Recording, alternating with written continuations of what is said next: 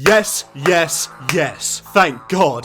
After all these years, 1 year. After all these 1 years of waiting, Pit People is finally out of early access and into, regular access. And I'm absolutely thrilled, because this is a game I've been following since it was announced. In fact, I even made a video about it when it first came into early access, in a revolutionary 7 frames per second. And I remember saying in that video, when there was only the first 2 hours of the story available, that Pit People showed amazing potential. So now that it's out, has it lived up to my ridiculous expectations?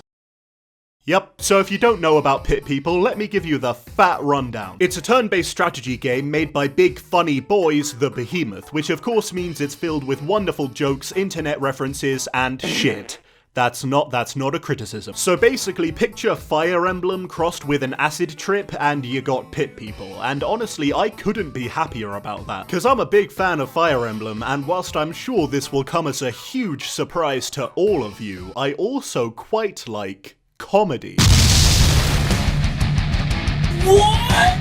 I know, right? So this shit is very much my jam, and now I'm gonna tell you about it and give my opinion and hopefully be funny, but it's that doesn't always work out. So Pit People takes place in a world where a giant bear crashed into it and turned everything nutty. We then see your boy Horatio and his son get attacked by bandits, so the son runs into the house where he'll be safe and sad. Holy shit! But then, big twist, it turns out Horatio's boy is actually alive and being held captive by another giant bear, and I gotta say, I actually really love this giant bear character, especially its design. Like, I don't really know why, I'm not really sure why I like it so much, but I think it's really cool, and I don't know, just something about it makes me really happy. Now, overall, I think the story is fucking awesome. Obviously, it's a comedy game, which pretty much means it lives or dies on its jokes, because as we all know, a comedy game that doesn't make you laugh is like a horror game that doesn't make you piss. There's just no point, is there? Thankfully, I think Pit People is very funny. The writing is great, the ridiculous voice acting is great, and I especially love the game's attention to detail when it comes to jokes. Like, there are always little gags and references to be found wherever you go. In the overworld, in the cutscenes, in the fights. I mean, hopefully I don't sound too up my own pretentious arse when I say this, but making jokes is fucking hard. That's why I don't even bother and just try to get cheap laughs by fucking...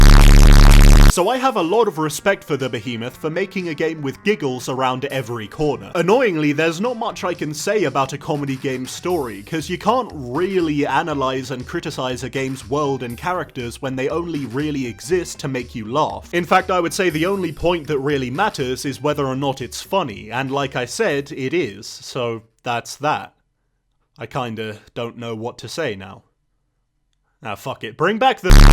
Now, the gameplay, on the other hand, there's a lot to talk about there. Like I said, the gameplay is similar to stuff like Fire Emblem and Banner Saga, but with more of a focus on exploration and memes. And I think it's pretty fun, and way more deep than I thought it would be. Basically, you grab a quest from the town, go and search for it in the overworld, and complete it, usually by having a battle in these conveniently placed hexagons. And the combat system works really well. Rather than every character taking it in turns, you just move all your guys at once, and they automatically attack or fire or do their special ability depending on where they are. It's a pretty good system, and one thing I think is kind of interesting is how random it can be. Because like I said, your characters attack automatically, meaning you don't choose who they target, you just put them in the right place and hope to God their brains are working and they pick the right one. This can be frustrating at times, but I like that it makes you think more carefully about where you put your fighters. So the core gameplay gets the good old thumbs up cheese from me, but it's actually everything that surrounds the core gameplay that I really love. For example, the recruiting system is genius. How it works is, you start out with a group of core characters that contribute to the story, like Horatio, Princess Pipistrella, and this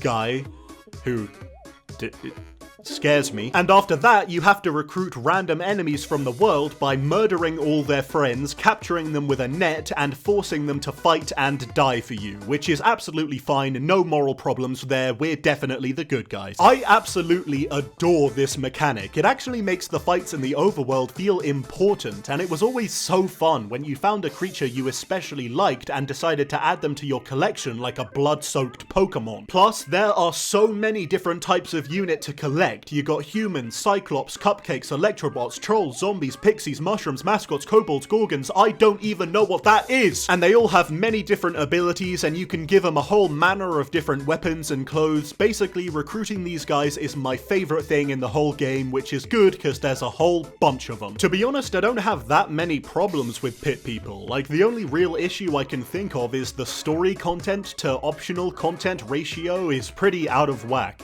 Does that make sense? That makes sense in my head, but I don't know. I mean, credit where it's due, there is a fuck ton of optional content. Plenty of side missions and places to explore, daily challenges to do, over 1,000 items to unlock, and of course the pit itself where you can test your might.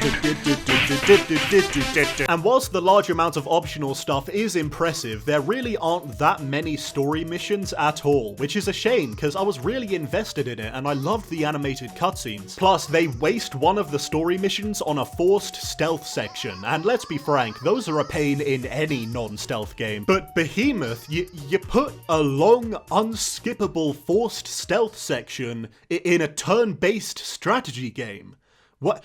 Why would you do this to me? Jokes aside though, I love so much about Pit People. I love its writing, I love its recruiting, I love how if you don't want to fight some baddies in the overworld, you can just explode the shit out of them. I love a lot about it, and as much as I enjoy the gameplay and admire the amount of optional stuff there is to do, it's the comedy that really sells it for me. Because in my opinion, there really aren't that many great comedy games out there. Usually they either succeed in being a good game or in being funny. Being both is rarer than a cat who isn't a dickhead. But in all seriousness, I had a fantastic time with Pit People. In fact, I think it might just be my new favourite Behemoth game. And at a great price of £11 or $15 if you're American, I say you should definitely pick this up. And that means actually buying it, okay? Not just watching all the funny bits on YouTube, you stingy bastard. Support the creators!